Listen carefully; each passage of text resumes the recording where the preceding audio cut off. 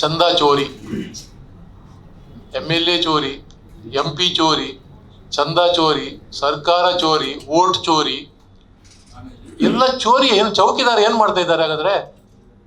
ಚೌಕಿದಾರ ಕಾಯ್ಬೇಕಲ್ಲ ಇವರನ್ನೆಲ್ಲ. ಎಲ್ಲ ಚೋರಿ ಆದ್ರೆ ಏನು ಈ ಸರ್ಕಾರ ಯಾಕೆ ಇರ್ತದೆ ಇಲ್ಲಿ? ಈಗ ಅಯೋಧ್ಯದಾಯ್ತು, ನೆಕ್ಸ್ಟ್ ಅಲ್ಲೇನು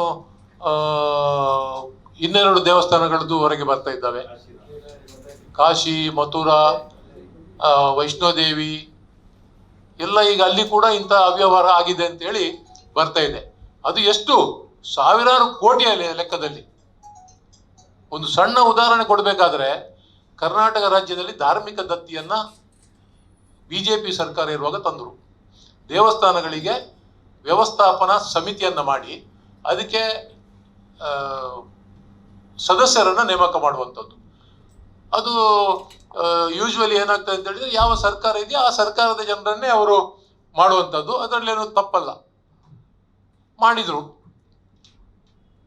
ನೆಕ್ಸ್ಟ್ ನಮ್ಮ ಸರ್ಕಾರ ಬಂತು. ನಮ್ಮ ಸರ್ಕಾರ ಬರುವಾಗ ಯಾವ ದೇವಸ್ಥಾನದಲ್ಲಿ ಕೂಡ ₹1 ಬ್ಯಾಲೆನ್ಸ್ ಇಲ್ಲ. ಅಲ್ಲಿ ದೇವಸ್ಥಾನದ ಹುಂಡಿಯ ದುಡ್ಡಾಗ್ಲಿ, ಕಲೆಕ್ಷನ್ ದುಡ್ಡಾಗ್ಲಿ, ಆ ಸರ್ಕಾರ ಹೋಗಿ ನಮ್ಮ ಸರ್ಕಾರ ಬಂದು ನಮ್ಮ ಸರ್ಕಾರ ಬರುವಾಗ ನಾವು ಅಪಾಯಿಂಟ್ ಮಾಡಿದ್ವು, ನಮ್ಮ ಪಕ್ಷದ ಕಾರ್ಯಕರ್ತರನ್ನ ಅಪಾಯಿಂಟ್ ಮಾಡಿದೆವು. ಅಲ್ಲಿ ಹೋಗ್ಬೇಕಾದ್ರೆ ₹1 ಕೂಡ ಅಲ್ಲಿ ಇಲ್ಲ. ಈ 3 ವರ್ಷದ ನಂತರ ಅವರ ಅವಧಿಯಲ್ಲಿ ನಮ್ಮ ಪಕ್ಷದ ಕಾರ್ಯಕರ್ತರು ಬಿಟ್ಟು ಹೋಗುವಾಗ ಅಲ್ಲಿ ಲಕ್ಷಾಂತರ ರೂಪಾಯಿ ದುಡ್ಡು ಡೆಪಾಸಿಟ್ ಆಗಿದೆ. ಎಲ್ಲ ದೇವಸ್ಥಾನಗಳಲ್ಲಿ ನೀವು ಚೆಕ್ ಮಾಡಿ ನೋಡ್ಬೋದು ಬೇಕಾದ್ರೆ.